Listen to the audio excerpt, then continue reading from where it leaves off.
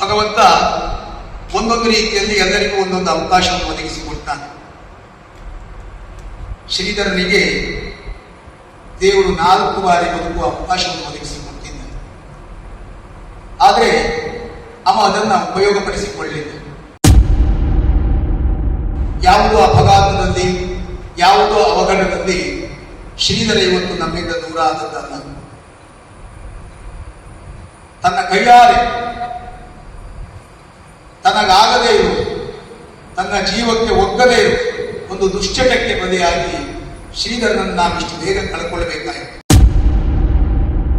ಕಲಾವಿದರುಗಳಿಗೆ ಶ್ರೀಧರನ ಸಾವು ಎನ್ನುವುದು ಅಥವಾ ಆ ವಯಸ್ಸಿನವರ ಸಾವು ಎನ್ನುವುದು ಒಂದು ಎಚ್ಚರಿಕೆಯ ಕರೆಗಂಟೆ ಆಗಿರಬೇಕು. ಅಭಿಮಾನಿ ಆದವರು ಆಟಕ್ಕೆ ಬರುವಾಗ 1-2 ಬಸಿಗಾಳ ಹಿಡ್ಕೊಂಡು ಬರುವುದಿಲ್ಲ, 1-4 ಬಾಳೆಹಣ್ಣು ಹಿಡ್ಕೊಂಡು ಬರುವುದಿಲ್ಲ. ಅಯ್ಯೋ ನಮ್ಮ ಕಲಾವಿದ ಇದ್ದಾನೆ, ನಮ್ಮ ಬಂಧು ಇದ್ದಾನೆ, ನಮ್ಮ ಪ್ರೀತಿಯ ಕಲಾವಿದ ಇದ್ದಾನೆ, 4 ಕೊಂಡ ಹಿಡ್ಕೊಂಡು ಕೊಡ್ಬಹುದು, ಆದ್ರೆ ಕೊಡುವುದಿಲ್ಲ. ಅದೇ ಈ ಒಂದು ದೌರ್ಬಲ್ಯ ಉಂಟು ಅಂತಾದ್ರೆ ಅದನ್ನು ಹಿಡ್ಕೊಂಡು ಬರುವುದರ ಜೊತೆಗೆ ಅದಕ್ಕೆ ಬೇಕಾದ ಮಿಕ್ಸರ್ ಅನ್ನು ಹಿಡ್ಕೊಂಡು ಬರ್ತಾರೆ. ಬೇಗ ಆಗಬಾರ್ದು. ಯಕ್ಷಗಾನ ಕಲಾಲೋಕ ಇನ್ನಷ್ಟು ವರ್ಷ ಅವನ ಹಾಸ್ಯದ ರಸದೌತಣವನ್ನು ಸವಿಯಬೇಕಿತ್ತು. ಯಕ್ಷಗಾನ ಕ್ಷೇತ್ರಕ್ಕೆ ಅವನಿಂದ ಅನೇಕ ಪ್ರಯೋಜನ ಆಗಬೇಕಿತ್ತು. ಅವನ ಸಾವಿಗಾಗಿ ನಾವು ದೇವರನ್ನು ನೋಡಿ ಯಾವ ಪ್ರಯೋಜನ ಇಲ್ಲ. ಯಾಕೆಂದ್ರೆ ತೀರಾ ಹತ್ತಿರದಿಂದ ನಾನು ಅವನನ್ನು ನೋಡಿದ್ದೇನೆ ಕೊನೆಗಾಲದಲ್ಲಿ. ಭಗವಂತ ಒಂದೊಂದು ರೀತಿಯಲ್ಲಿ ಎಲ್ಲರಿಗೂ ಒಂದೊಂದು ಅವಕಾಶವನ್ನು ಒದಗಿಸಿಕೊಡ್ತಾನೆ. ಶ್ರೀಧರನಿಗೆ ದೇವರು 4 ಬಾರಿ ಬದುಕುವ ಅವಕಾಶವನ್ನು ಒದಗಿಸಿಕೊಟ್ಟಿದ್ದಾನೆ. ಆದರೆ ಅವ ಅದನ್ನು ಉಪಯೋಗಪಡಿಸಿಕೊಳ್ಳಲಿಲ್ಲ. ನಾವು ಇವತ್ತು ನಡೆಸುವಂತಹ ಈ ನುಡಿನಮನವೋ ಶ್ರದ್ಧಾಂಜಲಿ ಕಾರ್ಯಕ್ರಮವೋ ಒಬ್ಬ ಸತ್ತ ವ್ಯಕ್ತಿಯ ಕುರಿತಾದಂತಹ ಮಾಡಬೇಕಾದ ಒಂದು ಕ್ರಿಯೆಯಾಗಿರದೆ ಸಮಾಜಕ್ಕೆ, ಭವಿಷ್ಯದ ಯಕ್ಷಗಾನ ಕಲಾವಿದರಿಗೆ ಇದೊಂದು ನೀತಿಯ ಸಂದೇಶವೂ ಆಗಬೇಕು ಎನ್ನುವುದು ನನ್ನ ವೈಯಕ್ತಿಕವಾದಂತಹ ಆಶಯ. ಯಾವುದೋ ಅಪಘಾತದಲ್ಲಿ, ಯಾವುದೋ ಅವಘಡದಲ್ಲಿ ಶ್ರೀಧರ ಇವತ್ತು ನಮ್ಮಿಂದ ದೂರ ಆದದ್ದಲ್ಲ. ತನ್ನ ಕೈಯಾರೆ ತನಗಾಗದೇ ಇರು, ತನ್ನ ಜೀವಕ್ಕೆ ಒಗ್ಗದೇ ಇರು ಒಂದು ದುಶ್ಚಟಕ್ಕೆ ಬಲಿಯಾಗಿ ಶ್ರೀಧರನನ್ನು ನಾವಿಷ್ಟು ಬೇಗ ಕಳ್ಕೊಳ್ಬೇಕಾಯಿತು. ಯೋಚಿಸುತ್ತಾ ಹೋದರೆ ಕಣ್ಣಿಮನೆ ಗಣಪತಿ ಭಟ್ರು, ಗುಣವಂತೆ ಗಜಾನನ ದೇವಾಡಿಯವರು, ಆಮೇಲೆ ಬ್ರಹ್ಮಾವರ ರಾಮನಾಯರಿಯವರು, ಕೋಟ ಮಹೇಶ್ ಕುಮಾರ್ ಅಂತ ಒಬ್ಬ ಕಲಾವಿದ ಕಲ್ಲೂರು ಮೇಳದಲ್ಲಿದ್ದವರು, ಆನಂತರ ಶ್ರೀಧರ್ ಭಟ್ರು, ಇವರೆಲ್ಲ ಸಾಯಬಾರದ ವಯಸ್ಸಿನಲ್ಲಿ ಸತ್ತಿದ್ದಾರೆ. ಅದಕ್ಕೆ ಕಾರಣ ದುಶ್ಚಟಕ್ಕೆ ಬಲಿಯಾದರು. ಅದು ಒಂದು ಅಲ್ಲದೇ ಇದ್ರೆ ಬಹುಶಃ ಶ್ರೀಧರ ಇನ್ನು 25 ವರ್ಷ ಯಕ್ಷಗಾನದ ಹಾಸ್ಯ ಚಕ್ರವರ್ತಿಯಾಗೇ ಇರುತ್ತಿದ್ದ. 1-2 ಬಾರಿ ಅದರಿಂದ ಆಘಾತಕ್ಕೆ ಒಳಗಾಗಿ ಮತ್ತೆ ಪುನಃ ಚೇತರಿಸಿಕೊಂಡು ರಂಗದಲ್ಲಿ ತನ್ನನ್ನು ತಾನು ತೊಡಗಿಸಿಕೊಂಡಿದ್ದ. ಅವನನ್ನು ಉಳಿಸಿಕೊಳ್ಳುವುದಕ್ಕಾಗಿ ನೀರ್ಕೋಟ್ ಶಂಕರಯ್ಯನವರು, ನಾನು, ಯಾಜಿಯವರು, ಬಹುಶಃ ಅವನ ಒಡನಾಟದ ಎಲ್ಲಾ ಕಲಾವಿದರು, ಸುಬ್ರಹ್ಮಣ್ಯ ಚಿಟ್ಟಾಣಿಯವರು ಕಳೆದ ವರ್ಷ ನನ್ನ ತಂಡದ ಆಟದಲ್ಲಿ ತುಂಬಾ ಬುದ್ಧಿ ಹೇಳಿದರು. ಆದರೆ ಅದು ಯಾವುದೂ ಪಥ್ಯ ಆಗದೆ ಕೊನೆಗೂ ಅವನನ್ನು ಕಳೆದುಕೊಳ್ಳುವುದೇ ನಮ್ಮ ಪ್ರಾರಂಭ ಆಗಿ ಹೋಯಿತು.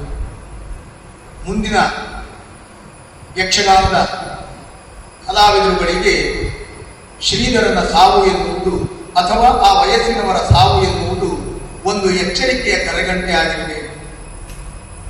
ಯಾವ ಅಭಿಮಾನಿಯು ಯಾವ ಕಲಾವಿದನನ್ನು ಅಡ್ಡದಾರಿಗೆ ತುಳಿಯುವ ಹಾಗೆ ಪ್ರೇರೇಪಿಸುವುದಿಲ್ಲ. ಇದು ನನ್ನ ಸ್ವಂತ ಅನುಭವ. ಯಾವ ಅಭಿಮಾನಿಯು ಯಾವ ಕಲಾವಿದನನ್ನು ಸಹ ಹೀಗೆ ಮಾಡಬೇಕು, ಹಾಗೆ ಮಾಡಬೇಕು ಅಂತ ಒತ್ತಾಯ ಮಾಡುವುದಿಲ್ಲ. ಸರಿಯಾಗಿದ್ದಾನೆ ಕಲಾವಿದ ಅಂತಾದ್ರೆ ಅವನನ್ನು ಸರಿಯಾದ ಮಾರ್ಗದಲ್ಲೇ ಕಂಡುಕೊಳ್ತಾನೆ. ಕಲಾವಿದನಿಗೊಬ್ಬ ಒಂದು ದೌರ್ಬಲ್ಯ ಉಂಟು ಅಂತಾದ್ರೆ, ಅದು ಸಮಾಜದ ಎಲ್ಲರಿಗೂ ಒಂದು ದೌರ್ಬಲ್ಯ ಉಂಟು ಅಂತಾದ್ರೆ ಅಭಿಮಾನಿಗಳು ಸಹಜವಾಗಿ, ಈಗ ಎಲ್ಲಿವರೆಗೆ ಕೇಳಿದ್ರೆ ಅಭಿಮಾನಿ ಆದವರು ಆಟಕ್ಕೆ ಬರುವಾಗ 1-2 ಬಸಿಗಾಳ ಹಿಡ್ಕೊಂಡು ಬರುವುದಿಲ್ಲ, 1-4 ಬಾಳೆಹಣ್ಣು ಹಿಡ್ಕೊಂಡು ಬರುವುದಿಲ್ಲ. ಅಯ್ಯೋ ನಮ್ಮ ಕಲಾವಿದ ಇದ್ದಾನೆ, ನಮ್ಮ ಬಂಧು ಇದ್ದಾನೆ, ನಮ್ಮ ಪ್ರೀತಿಯ ಕಲಾವಿದ ಇದ್ದಾನೆ, ನಾನು ಕೊಂಡ ಇಟ್ಕೊಂಡು ಕೊಡ್ಬಹುದು, ಆದ್ರೆ ಕೊಡುವುದಿಲ್ಲ. ಅದೇ ಈ ಒಂದು ದೌರ್ಬಲ್ಯ ಉಂಟು ಅಂತ ಆದ್ರೆ ಅದನ್ನು ಹಿಡ್ಕೊಂಡು ಬರುವುದರ ಜೊತೆಗೆ ಅದಕ್ಕೆ ಬೇಕಾದ ಮಿಕ್ಸರನ್ನು ಹಿಡ್ಕೊಂಡೆ ಬರ್ತಾರೆ. ಕೊಡುವ ಅಭಿಮಾನಿಗಳನ್ನು ನಾವು ಖಂಡಿತ ದೂರ್ತಾ ಇದ್ದದ್ದಲ್ಲ, ಕಲಾವಿದನ ದೌರ್ಬಲ್ಯ ಗುರುತಿಸಿ ಹಾಗಾಗುವುದು. ಆದ್ರೆ ಉಪ್ಪು ತಿಂದ ಪ್ರತಿಯೊಬ್ಬನ ಜೀವನದಲ್ಲೂ ತಪ್ಪು ನಡೀತದೆ. ಕಾಲು ಜಾರಿ ಭೂಮಿ ಮೇಲೆ ಬಿದ್ದರೂ ಭೂಮಿಯನ್ನೇ ಆಶ್ರಯಿಸಿ ಎತ್ತಿರಬೇಕು. ಅದು ತಪ್ಪು ನಮಗಾಗುವುದಿಲ್ಲ ಅಂತ ಗೊತ್ತಾದಾಗ ಅದರಿಂದ ದೂರವಾಗಿ ಹೊಸ ಜೀವನ ಸಾಗಿಸುವುದು ನಿಜವಾಗಿ ಜಾಣತನ. ಸಮಾಜದಲ್ಲಿ ಬಹಳ ಜನ ಇದ್ದಾರೆ, ಸಣ್ಣ ಸಣ್ಣ ವಯಸ್ಸಿನಲ್ಲಿ ತೀರ್ಕೊಂಡವರು, ಸಣ್ಣ ಸಣ್ಣ ವಯಸ್ಸಿನಲ್ಲಿ ದುಶ್ಚಟಕ್ಕೆ ಬಲಿಯಾದವರು. ಆದ್ರೆ ಅವರೆಲ್ಲ ಎಲ್ಲರ ಗಮನಕ್ಕೆ ಬರುವುದಿಲ್ಲ. ಒಬ್ಬ ಕಲಾವಿದ ಅಂತಾದ್ರೆ ಸಮಾಜದ ಸ್ವತ್ತು, ಸಾಮಾಜಿಕ ಆಸ್ತಿ ಎಲ್ಲರಿಗೂ ಗೊತ್ತಿರ್ತದೆ. ಹಾಗಾಗಿ ಕಲಾವಿದ ಏನೇ ಮಾಡಿದ್ರು ಪ್ರಚಾರ ಆಗೋದು ಬೇಕು. ಆಗ ಕಲಾವಿದ ಮಾಡಬೇಕಾದದ್ದು ಏನು ಹೇಳಿದ್ರೆ, ಇದು ತನಗಲ್ಲ, ಇದು ತನ್ನ ಜೀವನಕ್ಕಲ್ಲ, ತನ್ನ ಸಂಸಾರ, ತನ್ನ ಹೆಂಡತಿ, ತನ್ನ ಮಕ್ಕಳು, ತನಗೊಂದು ಕಲಾದೇವಿ ಎಲ್ಲ ಕೊಟ್ಟಿರುವಾಗ ಅದನ್ನು ಒಳ್ಳೆಯ ರೀತಿಯಲ್ಲಿ ಉಪಯೋಗಿಸಿಕೊಳ್ಳಬೇಕು ಎನ್ನುವ ನಿರ್ಧಾರವನ್ನು ತಡೆದು ಒಳ್ಳೆಯ ಮಾರ್ಗದಲ್ಲಿ ನಡೆದಂತಾದರೆ, ಅದರಲ್ಲೂ ಈಗಂತೂ ದಕ್ಷಿಣ ಕನ್ನಡದಿಂದ ನಮ್ಮ ಸ್ನೇಹಿತರೆಲ್ಲ ಬಂದಿದ್ದಾರೆ, ಕುಂದಾಪುರದಿಂದ. ಅವರಿಗೆಲ್ಲ ಸರಿಯಾಗಿ ಗೊತ್ತು, ಯಕ್ಷಗಾನ ಕಲಾವಿದರ ಕೈ ಹಿಡಿಯುವಷ್ಟು ಅಭಿಮಾನಿಗಳು ಬಹುಶಃ ಬೇರೆ ಯಾವುದರಲ್ಲೂ ಇರಬೇಕು. ನಮ್ಮ ಉತ್ತರ ಕನ್ನಡದಲ್ಲಿ ಆ ಪರಂಪರೆ ಇರಲಿಲ್ಲವಾಗ ಸ್ವಲ್ಪ ದೂರ ಇತ್ತು. ಶ್ರೀಮಾನ್ ರಾಜು ಭಂಡಾರಿ ಅವರಿಂದ ಕಳೆದ ವರ್ಷದಿಂದ ಅದು ಮತ್ತೆ ನಮ್ಮ ಉತ್ತರ ಕನ್ನಡದಲ್ಲಿಯೂ ಪ್ರಾರಂಭ ಆಗಿದೆ. ಅಂದ್ರೆ ಕಲಾವಿದನಿಗೆ ಎಲ್ಲಾ ಅಭಿಮಾನಿಗಳು ಒಳ್ಳೆಯ ರೀತಿಯಲ್ಲಿದ್ದರೆ ಒಳ್ಳೆಯ ಕಲಾವಿದ ಅಂತಾದರೆ ಬದುಕಿನಲ್ಲಿಯೂ ರಂಗದಲ್ಲಿ ಮಾತ್ರ ಅಲ್ಲ, ವೈಯಕ್ತಿಕವಾಗಿಯೂ ಆತ ಒಳ್ಳೆಯ ವ್ಯಕ್ತಿಯೇ ಹೌದು ಅಂತಾದ್ರೆ ಖಂಡಿತ ಅಭಿಮಾನಿಗಳು ಕಲಾವಿದರ ಕೈ ಬಿಡುವುದಿಲ್ಲ, ಅವನು ಬದುಕನ್ನು ಕಟ್ಟಿಕೊಡ್ತಾರೆ. ಶ್ರೀಧರ್ನಿಗೆ ಅಂತ ಅವಕಾಶ ಬಹಳ ಇತ್ತು. ಯಾಕೆಂದ್ರೆ ಕೇವಲ ಹೊನ್ನಾವರ ತಾಲೂಕು ಉತ್ತರ ಕನ್ನಡ ಜಿಲ್ಲೆ ಅಷ್ಟೇ ಪ್ರಖ್ಯಾತ ಆದದ್ದಲ್ಲ, ದಕ್ಷಿಣ ಕನ್ನಡದಲ್ಲಿ, ಕೇರಳ ಗಡಿಯಲ್ಲಿ, ಬೆಂಗಳೂರಿನಲ್ಲಿ, ಬಾಂಬೆಯಲ್ಲಿ ಎಲ್ಲಿ ಕೇಳಿ ಒಂದು ಮೇಳದ ತಿರುಗಾಟ ಮಾಡಿದವ. ಎಲ್ಲೋ ಸಾಲಿಗ್ರಾಮ ಮೇಳದಲ್ಲಿ 1 ವರ್ಷ, ಅದನ್ನು ಹೊರತುಪಡಿಸಿದ್ರೆ ನನ್ನ ಮೇಳದಲ್ಲಿ 2 ವರ್ಷ ಬಿಟ್ಟರೆ ಅವ ಸಕ್ರಿಯವಾಗಿ ನಾವೆಲ್ಲ ಯಕ್ಷಗಾನ ಮೇಳ ತಿರುಗಾಟ ಮಾಡಿದಷ್ಟು ಮಾಡಿದವ. ಆದ್ರೆ 25-30 ವರ್ಷ ತಿರುಗಾಟ ಮಾಡಿದ ಯಾವ ಕಲಾವಿದನಿಗೂ ಇಲ್ಲದೆ ಇರುವ ಬೇಡಿಕೆ ಶ್ರೀಧರ್ನಿಗಿತ್ತು. ನಾವೆಲ್ಲ ದಿವಸಕ್ಕೆ 1 ಆಟ, ಎಲ್ಲೋ ಅಪರೂಪಕ್ಕೆ 2 ಆಟ. ಶ್ರೀಧರ್ ಹಾಗಲ್ಲ, ಇಡೀ ಬೇಸಿಗೆಯಲ್ಲಿ 2-3 ಆಟ. ನಾವೇ ಅವನಿಗೆ ಎಷ್ಟೋ ಸಾರಿ ಬೈದದ್ದು. ಹಾಗಂತ ಒಳ್ಳೆಯ ದುಡಿಮೆ ಮಾಡಿದ್ದು, ತೀರಾ ಹದಗೆಟ್ಟಿದ್ದು ಇತ್ತೀಚಿನ 3-4 ವರ್ಷಗಳಲ್ಲಿ ಏನೇ ಮಾಡಿದ್ರು ಸರಿದಾರಿ ತರಲಿಕ್ಕೆ ಆಗದೇ ಇಲ್ಲ. ಬಹುಶಃ ಅವನಿಗೆ ಈ ದುರಂತ ಸಾವು ಬರದೇ ಇದ್ರೆ ಇನ್ನು 25 ವರ್ಷ ಯಕ್ಷಗಾನ ಕ್ಷೇತ್ರದಲ್ಲಿ ಅದ್ವಿತೀಯನಾಗಿರ್ತಿದ್ದ. ನಮ್ಮ ಕಲಾವಿದರಲ್ಲಿ ಕೆಲವರಿಗೆಲ್ಲ ಕೆಲವಷ್ಟು ದೌರ್ಬಲ್ಯ ಉಂಟು. 40, 50, 70 ವರ್ಷದ ಹಿಂದಾದ ಪೌರಾಣಿಕ ಪ್ರಸಂಗ ಯಾರು ಹಳೆಯ ಕಲಾವಿದ ಮಾಡಿದ ಅದನ್ನೇ ಬಡ್ಡಿ ಇಳಿಸ್ತಾ ಬಂದದ್ದು, ಅದನ್ನೇ ನಾವು ತೆಗೆದುಕೊಳ್ಳುವುದು. ಅದು ಎಲ್ಲಿವರೆಗಾಗಿದೆ ಕೇಳಿದ್ರೆ ಕೆಲವು ಕಲಾವಿದರಿಗೂ ಆ ಸಂಭಾಷಣೆ ಅದೇ ರೀತಿಯಲ್ಲಿ ಆ ಒಂದು ಶಬ್ದ ಬರದೇ ಇದ್ರೆ ಆ ದಿವಸ ಅವನು ಗ್ರಾಚಾರ ಬಿಡಿಸಿಕೊಳ್ಳುವುದು.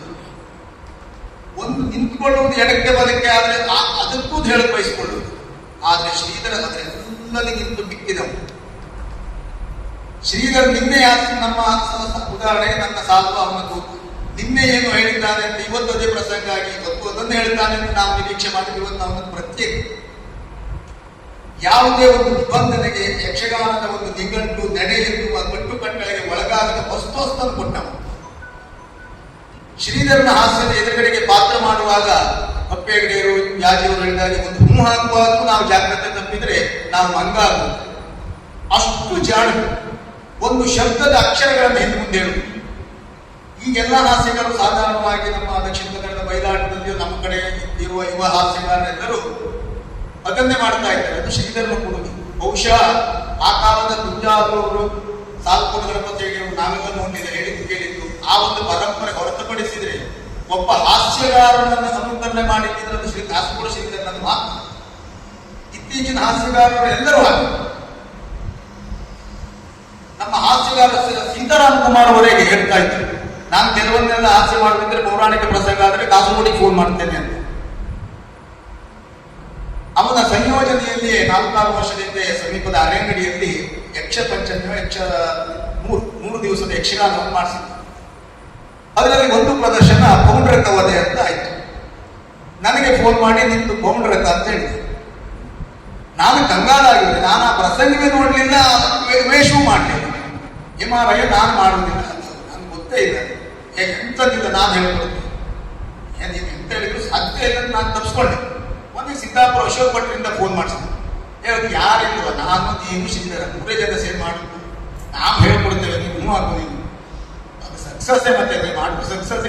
ನಾವು 3 ಜನ ಬರ್ತಿದ್ರೆ ಆಯ್ತು. ಅಶೋಕ್ ಭಟ್ರು ಹೇಳಿದ್ರೆ ಮತ್ತೆ ಎಂತದ್ದು ಹೂ ಹಾಕಿ, ಇವತ್ತು ಹೇಳ್ತೇನೆ ನಾಳೆ ಹೇಳ್ತೇನೆ, ಇವತ್ತು ಹೇಳ್ತೇನೆ ನಾಳೆ ಹೇಳ್ತೇನೆ ಅಂದ್ರೆ ಆಟ ಆಗೋ ದಿವಸದವರೆಗೂ ಹೇಳಲೇ ಇಲ್ಲ. ಇಬ್ರು ಪುಸ್ತಕ ಕಳಿಸ್ತಿಲ್ಲ. ಮನೆ ನಾನು ಟಿಕೆಟ್ ಸೇರಿ ಹೋಗಿದ್ದೆ, ಪುಸ್ತಕ ಕೊಡ್ತೇನೆ.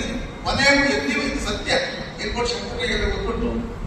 ಎಲ್ಲಿವರೆಗೆ ಕೇಳಿದ್ರೆ ನನಗೆ ಏನು ಗೊತ್ತಿಲ್ಲ. ಆಟಕ್ಕೆ ನಾನು ಚೌಕಿಗೆ ಹೋಗಿ ಆಯ್ತು. ಚೌಕಿ ಹೋಗುವಲ್ಲಿವರೆಗೂ ಯಾವ ಪದ್ಯ ನನ್ನ ವೇಷ ಎಂದು ಗೊತ್ತಿಲ್ಲ. ಇನ್ನೊಂದು ಕಾರ್ಯಕ್ರಮ, ಅವನ ಸಂಯೋಜನೆಯಲ್ಲೇ ಕಾರ್ಯಕ್ರಮ ಗಡಿಬಿಡಿಯಲ್ಲಿದ್ದ. ಒಂದು ಎಂತದ್ದು ಮಾಡಿ ನಾನು ಬರೆಯದಿ ತೆಗಿಬೇಕು ಅಂತ ಮಾಡಿದ್ರೆ ಗೊತ್ತೇ ಎಂತದ್ದು ಮನೆಯ ಹೇಳ್ಕೊಡು. ಅದು ಏನು ಹೇಳ್ತೀವಿ ಈಗ ಎಂತ ಈಗ ಹೇಳ್ತೇನೆ. ನನಗೆ ಅಶೋಕ್ ಭಟ್ರ ಕರೆದು ಅಶೋಕನ ಇದ್ದರೆ ಒಂಚೂರು ಪದ್ಯ ಅದನ್ನೇ ಹೇಳಿ ಮತ್ತೆ ನಾನು ಹೇಳ್ಕೊಡ್ತೇನೆ. ಮತ್ತು ಅಶೋಕ್ ಭಟ್ರ ಸ್ವಲ್ಪ ಪದ್ಯ ಅಂತ ಹೇಳ್ಕೊಂಡು ದಾರೇಶ್ವರ ಬಾಬು ಪುಣ್ಯಾತ್ಮರ ಪದ್ಯ ಎಲ್ಲ ಚಂದ ಮಾಡಿ ಹೇಳ್ಕೊಂಡು ಸರ್ವೇಶ್ವರ ದಾರೇಶ್ವರ ಬಂತು. ಒಂದು ಪದ್ಯ ಇಂತಿಂತ ದೊಡ್ಡದಷ್ಟು ಗೊತ್ತಾಯ್ತು. ಅಶೋಕ್ ಭಟ್ರು ಸ್ವಲ್ಪ ಸಂಭಾಷಣೆ ಹೇಳಿ ಆ ನಂತರ ಗಡಿಬಿಡಿಯಲ್ಲೇ ಒಂದು ವೇಷ ಕೂತುಕೊಂಡ ಶ್ರೀಧರ ಒಂದಿಷ್ಟು ಸಂಭಾಷಣೆ ಒಂದು ಅರ್ಧ ಗಂಟೆ ನೀವು ನಂಬಲಿಕ್ಕಿದೆ. ಇದೆಲ್ಲ ಯಕ್ಷಗಾನದ ಒಂದು ಇತಿಹಾಸ. ಒಂದು ಅರ್ಧ ಮುಕ್ಕಾಲು ಗಂಟೆ ಅವನ ವೇಷ ರೆಡಿಯಾಗೋದ್ರೊಳಗೆ ಇದು ಹೀಗೆ ಇದೆ, ಇದು ಹೀಗೆ ಮಾಡಿ, ಹೀಗೆ ಹೇಳ್ತೇನೆ, ಹೀಗೆ ಇಷ್ಟು ಹೀಗೆ ಮತ್ತೆ ನಾನಿದ್ರು ಆಟ ಮಾತಾಡಲಿ ಹೆಂಗೆ ಮಾತಾಡ್ತೇನೆ ಅದು ಮಾಡ್ಕೊಂಡು ಹೋಗ್ಬೋದು ಅಷ್ಟೇ ಕೇಳ್ಕೊಂಡು ಹೋಗ್ತದೆ. ಆ ನಂತರ ಪ್ರದರ್ಶನ ಆಯಿತು. ಆ ದಿವಸದ ಆಟ ಹೇಗಾಗಿದೆ ಎನ್ನುವುದು ಪ್ರತ್ಯಕ್ಷದರ್ಶಿಗಳೆಲ್ಲ ಹೇಳಿದ್ದಾರೆ. ಅದು ಇತಿಹಾಸ. ಆಮೇಲೆ ಅನೇಕ ಕಡೆಗಳಲ್ಲಿ ನಾವು 3 ಜನ ಇದ್ದರೆ ಮಾತ್ರ ಆ ಪ್ರಸಂಗ ಆಗುವಂತ ಸನ್ನಿವೇಶ ನಿರ್ಮಾಣ ಆಯಿತು. ಮಾಡಲಿಲ್ಲಂತಲ್ಲ, ಮಾಡಿದ್ದಾರೆ. ಈ ಪ್ರಸಂಗವನ್ನು ನಮ್ಮ 3ರಲ್ಲಿ ನೋಡಿದ ಹೆಚ್ಚಿನ ಕಡೆಯಲ್ಲಿ ವಿದ್ಯಾಧರ ಕಾಸರಗೋಡು ವರ್ಷಕೊಂಡಿದ್ರೆ ಮಾತ್ರ ಆ ಪ್ರಸಂಗ ಮಾಡೋದು ಎನ್ನುವಲ್ಲಿಯವರೆಗೆ ಅದು ಕ್ರಾಂತಿ ಆಯಿತು. ಅಂದ್ರೆ ಇದರ ಎಲ್ಲ ಕ್ರೆಡಿಟ್ ಹೋಗುವುದಿದ್ರೆ ಅದು ಪುಣ್ಯ ಆಗ್ತದೆ. ಅಂತ ಒಂದು ಅದ್ಭುತವಾದ ಸೂತ್ರ.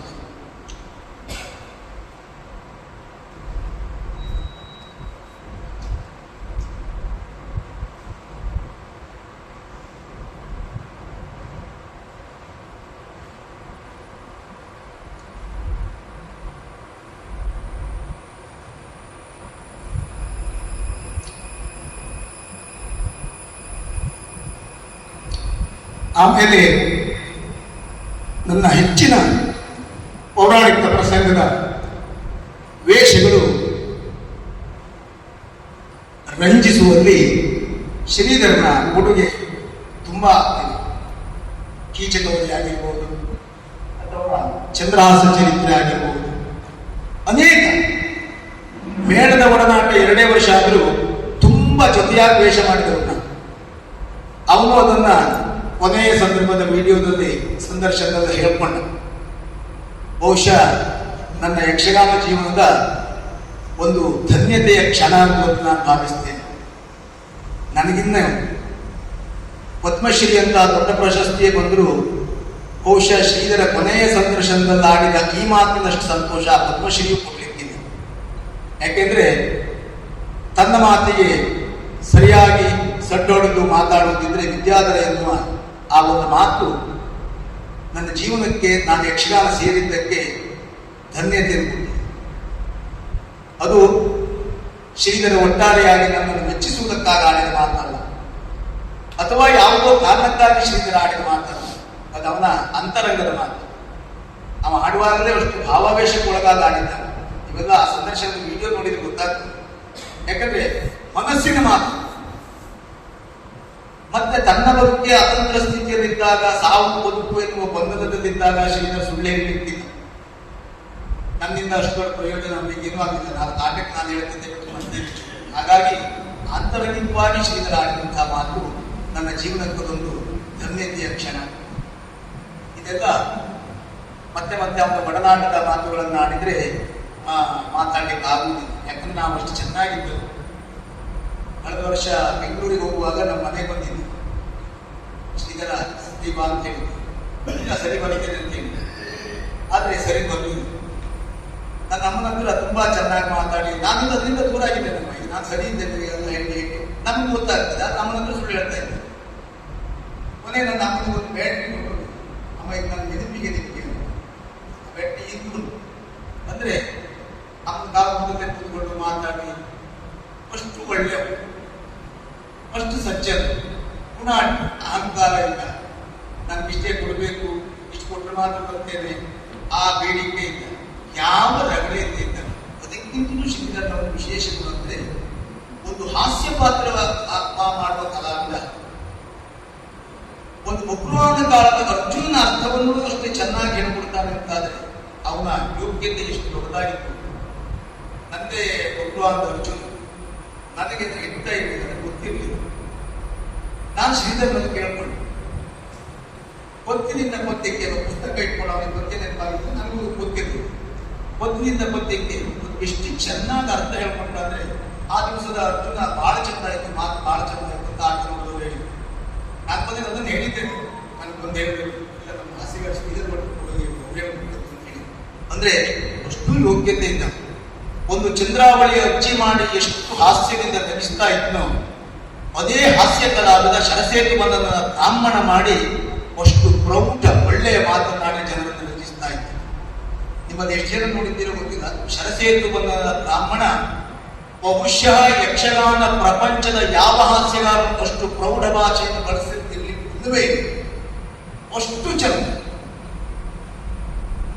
ಒಬ್ಬ ಹಾಸ್ಯಗಾರನ ಬಾಯಿಂದ ಬರುವ ಶಬ್ದವೋ ಇದೆಲ್ಲ ವಾಕ್ಯ ರಚನೆ ಹಾಸ್ಯಗಾರದಿಂದ ಸಾಧ್ಯವೋ ಕೇಳುವಷ್ಟು ಅಷ್ಟು ಚಂದದ ಬ್ರಾಹ್ಮಣ.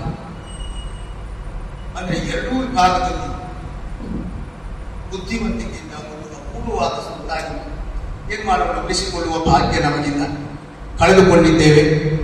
ಇನ್ನು ಅವನ ಆತ್ಮಕ್ಕೆ ಸದ್ಗತಿ ದೊರಕಿದೆ ಎನ್ನುವುದಾಗಿ ಕೇಳುವುದಷ್ಟೇ ನಮಗೆ ಉಳಿದ ದಾರಿ. ಆದ್ರೆ ಒಂದು ಕರ್ತವ್ಯಕ್ಕೆ ನಾವೆಲ್ಲ ಬದ್ಧರಾಗಿರಬೇಕು. ಶ್ರೀಧರ ಇದ್ದಷ್ಟು ದಿವಸ ನಮ್ಮನ್ನು ನಗಿಸಿದ್ದಾನೆ, ಸಂತೋಷ ಕೊಟ್ಟಿದ್ದಾನೆ. ಇದ್ದಷ್ಟು ದಿವಸ ಸಹೋದರಿಯ ಭಾವದಿಂದ ನಮ್ಮ ಜೊತೆಯಲ್ಲಿ ಒಡನಾಟ ಮಾಡಿದ್ದಾನೆ. ಇದ್ದಾಗ ನಾವು ಅವನನ್ನು ಚೆನ್ನಾಗಿ ಬಳಸಿಕೊಂಡಿದ್ದೇವೆ. ಇದ್ದಾಗ ಅವನನ್ನು ನಗೆಪಾಡಲು ಈಡು ಮಾಡಿದ್ದೇವೆ, ಅವನಿಂದ ನಾವು ನಗೆಪಾಡಲು ಈಡಾಗಿದ್ದೇವೆ, ಎಲ್ಲ ಆಗಿದೆ. ಆದ್ರೆ ಈಗ ಶ್ರೀಧರನ ಜೊತೆಯಲ್ಲಿರುವ ಭಾಗ್ಯ ನಮಗಿಲ್ಲ. ಹಾಗಂತ ಶ್ರೀಧರ ಇಲ್ಲ ಎನ್ನುವ ಕಾರಣಕ್ಕೆ ಅವನ ಕುಟುಂಬ ಅತಂತ್ರ ಆಗಬಾರದು. ಬಂಗಾರದಂಥ ಎಲ್ಲರೂ ಗಂಡು ಮಕ್ಕಳಿದ್ದಾರೆ, ಎಳೆಯ ಪ್ರಾಯದ ಹೆಂಡತಿ ಇದ್ದು ಮೊನ್ನೆ ಗೃಹ ಪ್ರವೇಶ ಮಾಡಿದ್ದಾನೆ. ಉಳಿದುಕೊಳ್ಳುವ ಯೋಗ ಅವನಿಗೆ ಎಂಥ ದೈವ. ಆದ್ರೆ ಆ ಮಕ್ಕಳ ಭವಿಷ್ಯ ಉಂಟಾಗಬಾರದು. ಅವ ತೀರ್ಕೊಂಡ ಮೇಲೆ ನಾನು 2-3 ದಿವಸ ಫೋನ್ನಲ್ಲಿ ಸಂಭಾಷಣೆ ಮಾಡಿದ್ದೆ, ಮಾತಾಡಿದ್ದೆ. ತುಂಬಾ ಕಷ್ಟದಲ್ಲಿದ್ದಾರೆ. ಹಾಗಾಗಿ ನಾವೀಗಾಗಲೇ ಸಮಾನ ಮನಸ್ಕರಲ್ಲಿ ಆ ಬಗ್ಗೆ ಚರ್ಚಿಸಿದ್ದೇನೆ. ಬರುವ ಜನವರಿ ಕೊನೆಯಲ್ಲಿ ಹೊನ್ನಾವರದಲ್ಲಿ ನಾವೆಲ್ಲರೂ ಒಟ್ಟಾಗಿ, ಎಲ್ಲರ ಹೊಣೆಗಾರಿಕೆಯಿಂದ ಇಡೀ ನಮ್ಮ ಉತ್ತರ ಕನ್ನಡ ಜಿಲ್ಲೆಯವರೆಲ್ಲರೂ ಒಟ್ಟಾಗಿ, ನಾವೆಲ್ಲರೂ ಒಟ್ಟಾದ್ರೆ ನಮಗೆ ದಕ್ಷಿಣ ಕನ್ನಡ ಜಿಲ್ಲೆ, ಉಡುಪಿ ಜಿಲ್ಲೆ, ಶಿವಮೊಗ್ಗ ಜಿಲ್ಲೆ ಎಲ್ಲ ನಮ್ಮ ಕೈ ಜೋಡಿಸ್ತಾರೆ. ಮತ್ತೆ ಶ್ರೀಧರನ ಕಾರ್ಯಕ್ರಮಕ್ಕಾಗಿ ಅಂತ ಹೇಳಿದ್ರೆ ನಾವು ಫೇಸ್ಬುಕ್ ನಲ್ಲಿ, ವಾಟ್ಸ್ಆಪ್ ನಲ್ಲಿ ಹಾಕಿದ್ರೆ ಸಾಕು, ಖಂಡಿತ ಸಹಾಯ ಮಾಡೇ ಮಾಡ್ತಾರೆ. ಆ ಭರವಸೆ ನನಗೆ. ಯಾಕಂದ್ರೆ ನಾನು ಮೊನ್ನೆ ಬರೆದ ಒಂದು ಫೇಸ್ಬುಕ್ ಪೋಸ್ಟ್ಗೆ ನೀವೇನೇ ಶ್ರೀಧರನ ಹಾಸ್ಯಗಾರರ ಬಗ್ಗೆ ಕಾರ್ಯಕ್ರಮ ಮಾಡುವುದಿದ್ರು ನಾವೆಲ್ಲ ಜೊತೆಯಾಗಿ ಇರ್ತೇವೆ ಅಂತ ಹೇಳಿದ್ದಾರೆ. ಅವರನ್ನೆಲ್ಲ ನಾವು ಬಳಸಿಕೊಂಡು ಒಂದು ಒಳ್ಳೆಯ ದೊಡ್ಡ ಮೊತ್ತವನ್ನು ಮಾಡಿ ಆ ಕುಟುಂಬಕ್ಕೆ ಭವಿಷ್ಯದ ಬದುಕಿಗೆ ಒಂದು ಭದ್ರತೆಯನ್ನು ಒದಗಿಸುವ ನಿಟ್ಟಿನಲ್ಲಿ ನಾವೆಲ್ಲ ಮುಂದೊಂದು ದಿವಸ ಇವತ್ತು ಸೇರಿದ ಹಾಗೆ ಸೇರೋಣ, ಆ ಬಗ್ಗೆ ಚರ್ಚಿಸೋಣ. ಖಂಡಿತ ಶ್ರೀಧರ್ ನಮ್ಮ ಜೊತೆಯಲ್ಲಿದ್ದೇ ಇದ್ರು ಅವನ ಆತ್ಮ, ನನ್ನ ಒಡನಾಡಿ ಕಲಾವಿದರು, ಅಭಿಮಾನಿಗಳು, ನನ್ನ ಹಿತೈಷಿಗಳು ಎಲ್ಲ ಸೇರಿ ನನ್ನ ಕುಟುಂಬಕ್ಕೊಂದು ಭದ್ರತೆಯನ್ನು ಒದಗಿಸಿದ್ದಾರೆ ಎನ್ನುವುದಾಗಿ ಅವನ ಆತ್ಮಕ್ಕೆ ತೃಪ್ತಿ ಸಿಕ್ಕಿದ್ರೆ ನಾವು ಇವತ್ತು ಮಾಡಿದಂತಹ ಈ ಶ್ರದ್ಧಾಂಜಲಿ ಕಾರ್ಯಕ್ರಮ ನಿಜವಾಗಿ ಅರ್ಥಪೂರ್ಣ ಆಗ್ತದೆ. ಈ ನಿಟ್ಟಿನಲ್ಲಿ ಯಾರೇ ಮುಂದಾಗಲಿ, ನಾನಂತೂ ಖಂಡಿತ ಈ ಕಾರ್ಯಕ್ರಮದಲ್ಲಿ ರಾಜು ಭಂಡಾರಿ ಅವರ ಜೊತೆ ನಾನೇ ಮುಂದಾಗಿ ಈ ಕಾರ್ಯಕ್ರಮ ಮುಂದಾಗ್ತೇನೆ. ಯಾಕೆಂದ್ರೆ ಜನವರಿಯಲ್ಲಿ ನೀರ್ಪುರ್ ಶಂಕರ ಹೆಗ್ಡೆ ಅವರಿಗೆ ಉಳಿದ ಎಲ್ಲಾ ಕಲಾವಿದರಿಗೂ ಮೇಳ ಶುರುವಾಗಿರುತ್ತದೆ. ಸಕ್ರಿಯವಾಗಿ ಅವರಿಗೆ ತಿರುಗಾಡಲಿಕ್ಕೆಲ್ಲ ಅಷ್ಟು ಅವಕಾಶ ಸಿಗಲಿಕ್ಕಿಲ್ಲ. ನಾವೆಲ್ಲ ಒಟ್ಟಾಗಿ ಮುಂದಾಗೋಣ, ಎಲ್ಲರ ಸಹಾಯ ಪಡೆದು ಈ ಒಂದು ಕಾರ್ಯವನ್ನ ತಾವೆಲ್ಲ ನೆರವೇರಿಸಿಕೊಡಬೇಕು ಎನ್ನುವುದಾಗಿ ಕೈ ಮುಗಿದು ಕೇಳಿಕೊಳ್ಳುವುದರ ಜೊತೆಯಲ್ಲಿ ಇವತ್ತು ಈ ಕಾರ್ಯಕ್ರಮವನ್ನು ನಡೆಸುವುದಕ್ಕೆ ಈ ಸಭಾಗೃಹವನ್ನ ನಮ್ಮ ಪಾಲಿಗೆ ಒದಗಿಸಿ ಶ್ರೀಧರನ ಮೇಲಿನ ಅಭಿಮಾನದಿಂದ ಅವಕಾಶವನ್ನು ಮಾಡಿಕೊಟ್ಟಿರುವಂತಹ ಸುಬ್ರಹ್ಮಣ್ಯ ದೇವಸ್ಥಾನದ ಆಡಳಿತ ಮಂಡಳಿಯವರಿಗೂ, ಆತ್ಮೀಯರಾದಂತಹ SR ಹೆಗಡೆಯವರಿಗೂ ಹಾಗೂ ದೇವಸ್ಥಾನದ ಎಲ್ಲ ಅರ್ಚಕ ವೃಂದದವರಿಗೂ ಕೃತಜ್ಞತೆಯನ್ನ, ಧನ್ಯವಾದಗಳನ್ನು ಸಮರ್ಪಿಸಿ ನಮ್ಮ ಪ್ರೀತಿಯ ಕರೆಗೆ ಹೋಗೊಟ್ಟು ಬಹಳ ಪ್ರೀತಿಯಿಂದ ಒಂದು ಮೆಸೇಜ್ಗೆ ಬೆಲೆ ಕೊಟ್ಟು ಪತ್ರಕರ್ತ ಸ್ನೇಹಿತರು ಆಗಮಿಸಿ ಎದುರುಗಡೆ ಉಪಸ್ಥಿತರಿದ್ದಾರೆ. ನಿಜವಾಗಿ ಅವರಿಗೆ ಇಷ್ಟೆಲ್ಲ ಹೊತ್ತು ಕೂತ್ಕೊಳ್ಳುವಷ್ಟು ಸಮಯ ಇರುವುದಿಲ್ಲ. ಇವತ್ತು ತುಂಬಾ ಹೊತ್ತು ಬಹಳ ಒಂದು ಶಾಂತ ಸ್ವಭಾವವನ್ನು ಹೊಂದಿದ್ದಾರೆ. ಯಾಕೆಂದ್ರೆ ಎಲ್ಲಿ ಹೋಗುವ ಧಾವಂತ ಇದ್ದು ಶ್ರೀಧರನ ಮೇಲಿರುವಂತಹ ಒಂದು ಅಭಿಮಾನ. ಪತ್ರಕರ್ತರೇ ಆಗ ಯಾವಾಗಲೂ ಅವಸರದಲ್ಲಿ ಇರುವುದು, ಆದ್ರೆ ಇವತ್ತು ಅವರು ಅವಸರ ಮಾಡಲಿಲ್ಲ. ಅದೆಲ್ಲ ಶ್ರೀಧರನ ಪ್ರಭಾವ ಎನ್ನುವುದಕ್ಕೆ ಅನುಮಾನ. ಹಾಗಾಗಿ ಶ್ರೀಧರನ ಮೇಲಿನ ಅಭಿಮಾನದಿಂದ ನಮ್ಮ ಕರೆಯನ್ನು ಮನ್ನಿಸಿ ಬಂದಂತಹ ಪತ್ರಕರ್ತ ಸ್ನೇಹಿತರೆಲ್ಲರಿಗೂ ಅಭಿವಂದನೆಯನ್ನು ಸಲ್ಲಿಸುತ್ತಾ, ದೂರದಿಂದ ಆ ಕುಂದಾಪುರದಿಂದ ಆಗಮಿಸಿರುವಂತಹ ನನ್ನ ಸ್ನೇಹಿತರಿಗೂ ಹಾಗೂ ಶ್ರೀಧರ ಭಟ್ ಅವರ ಅಭಿಮಾನಿಗಳು ಸಹ ಮೊತ್ತವನ್ನು ಅವರ ಕುಟುಂಬಕ್ಕೆ ಕೊಡುವುದಕ್ಕಾಗಿ ಬಂದಿದ್ದಾರೆ. ಇಷ್ಟೊತ್ತು ಕಾದಿದ್ದಾರೆ. ಅವರನ್ನ ನೀರ್ಕೋಟ್ ಶಂಕರಹಳ್ಳಿಯವರ ಜೊತೆಯಲ್ಲಿ ಶ್ರೀಧರ ಭಟ್ ಅವರ ಸ್ವಗ್ರಹಕ್ಕೆ ಕಳುಹಿಸಿ ಅವರ ಶ್ರೀಧರ ಭಟ್ರ ಧರ್ಮಪತ್ನಿಯವರ ಕೈಯಲ್ಲಿ ಆ ಹಣವನ್ನು ಕೊಡುವ ವ್ಯವಸ್ಥೆ ಮಾಡ್ತಾನೆ. ನಿಮ್ಮೆಲ್ಲರ ಸಹಕಾರ ಮುಂದೆಯೂ ಹೀಗೆ ಇರಲಿ ಎನ್ನುವುದಾಗಿ ಆಶಿಸುತ್ತಾ, ಮತ್ತೊಮ್ಮೆ ಮಗದೊಮ್ಮೆ ಶ್ರೀಧರನ ದಿವ್ಯಾತ್ಮಕ್ಕೆ ಚಿರ ಶಾಂತಿಯನ್ನು ಭಗವಂತ ಕರುಣಿಸಲಿ. ಆ ಕುಟುಂಬ ನಮ್ಮೆಲ್ಲರ ಜೊತೆಯಲ್ಲಿ ನಗು ನಗುತ್ತಾ ಬಾಳ್ವೆಯನ್ನು ಸಾಗಿಸುವಂತಹ ಅವಕಾಶವನ್ನ ದೇವರು ಒದಗಿಸಲಿ ಎನ್ನುವುದಾಗಿ ಪ್ರಾರ್ಥಿಸುತ್ತೇನೆ. ನಮಸ್ಕಾರ. ಪ್ರಿಯ ವೀಕ್ಷಕರೇ, ಈ ವಿಡಿಯೋವನ್ನು ನೋಡಿ ಹಾಗೆ ಸುಮ್ಮನಾಗಬೇಡಿ. ಕಲಾಜೀವಿ ಯೂಟ್ಯೂಬ್ ಚಾನಲ್ ಅನ್ನ ಶೇರ್ ಮಾಡಿ ಮತ್ತು ಸಬ್ಸ್ಕ್ರೈಬ್ ಮಾಡಿ. ನಮ್ಮ ಚಾನೆಲ್ ಅನ್ನು ಸಬ್ಸ್ಕ್ರೈಬ್ ಮಾಡಿ ಪ್ಲೀಸ್.